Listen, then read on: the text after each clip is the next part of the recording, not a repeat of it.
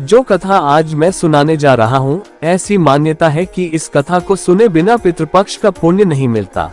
प्रणाम दोस्तों, आपका स्वागत है हमारे YouTube चैनल रोचक कथाएं पर। कहानी को अंत तक सुनिएगा। कहानी के अंत में एक छोटी सी परीक्षा ये जानने के लिए रखी गई है कि आप कहानी को कितना ध्यान से सुनते हैं।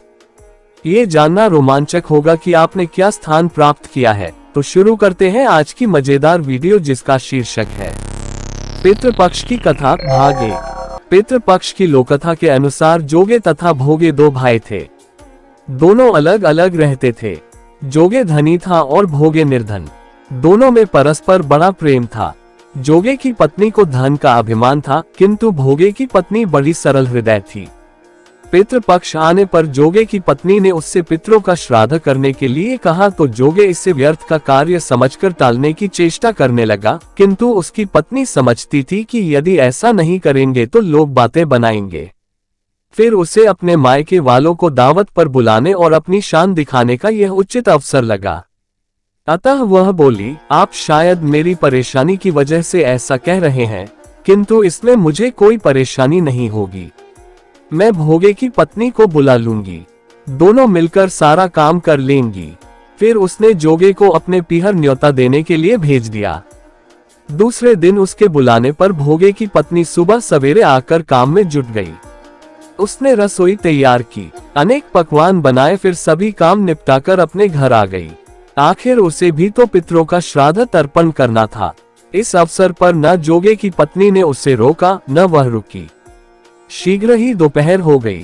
पितर भूमि पर उतरे। जोगे भोगे के पितर पहले जोगे के यहाँ गए तो क्या देखते हैं कि उसके ससुराल वाले वहां भोजन पर जुटे हुए हैं। निराश होकर वे भोगे के यहाँ गए। वहां क्या था, मात्र पितरों के नाम पर अगियारी दे दी गई थी। पितरों ने उसकी राख चाटी और भूखे ही नदी के तट पर जा पहुंचे। थोड़ी देर में सारे पितर इकट्ठे हो गए और अपने अपने यहाँ के श्राद्धों की बड़ाई करने लगे। जोगे भोगे के पितरों ने भी अपनी आपबीती सुनाई। फिर वे सोचने लगे, अगर भोगे समर्थ होता तो शायद उन्हें भूखा न रहना पड़ता, मगर भोगे के घर में तो 2 जून की रोटी भी खाने को नहीं थी। यही सब सोचकर उन्हें भोगे पर दया आ गई। अचानक वे नाच नाचकर गाने लगे, भोगे के घर धन हो जाए, भोगे के घर धन हो जाए। सांझ होने को हुई। भोगे के बच्चों को कुछ भी खाने को नहीं मिला था। उन्होंने माँ से कहा, भूख लगी है। तब उन्हें टालने की गरज से भोगे की पत्नी ने कहा, जाओ, आंगन में हौदी औधी रखी है, उसे जाकर खोल लो और जो कुछ मिले बांटकर खा लेना। बच्चे वहां पहुंचे तो क्या देखते हैं कि हौदी मोहरों से भरी पड़ी है। वे दौड़े दौड़े माँ के पास पहुंचे और उसे सारी बातें बताईं। आंगन में आकर भोगे की पत्नी ने ये सब कुछ देखा तो वह भी हैरान रह गई। इस प्रकार भोगे भी धनी हो गया, मगर धन पाकर वह घमंडी नहीं हुआ। दूसरे साल का पितृपक्ष आया। श्राद्ध के दिन भोगे की स्त्री ने 56 प्रकार के व्यंजन बनाए। ब्राह्मणों को बुलाकर श्राद्ध किया, भोजन कराया, दक्षिणा दी। जेठ जेठानी को सोने चांदी के बर्तनों में भोजन कराया। इससे पितर बड़े प्रसन्न तथा तृप्त हुए।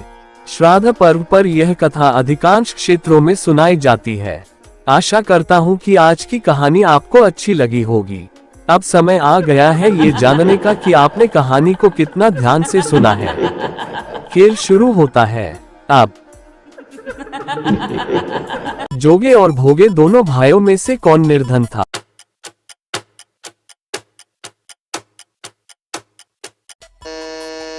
भोगे। जोगे की पत्नी ने पितृपक्ष की दावत क्यों रखी थी?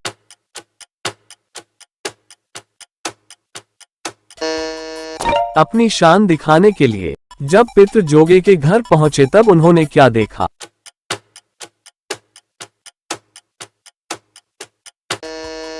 ससुराल वाले खाने पर जुटे हैं। जब पितृ भोगे के यहाँ पहुंचे तब उन्हें क्या खाने को मिला?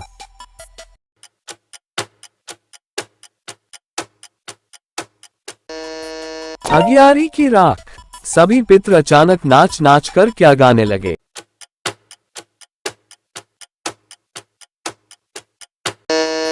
भोगे के घर धन हो जाए। आपको हमारी ये वीडियो कैसी लगी हमें कमेंट कर जरूर बताएं। यदि आपने अभी तक हमारे YouTube चैनल चोचक कथाएं को सब्सक्राइब नहीं किया है तो प्लीज सब्सक्राइब करें, साथ ही बेल आइकन को प्रेस करें ताकि आपको हमारी नई वीडियोस की नोटिफिकेशंस मिल सके। आपका कौन सा पद आया है हमें कमेंट करके जरूर बताएं। 3 राजाओं को हम अपने आने वाले वीडियोस में शाउट आउट जरूर देंगे। हमें फेसबुक, इंस्टाग्राम और स्नैपचैट पर फॉलो करें, लिंक वीडियो के डिस्क्रिप्शन में मौजूद है। धन्यवाद।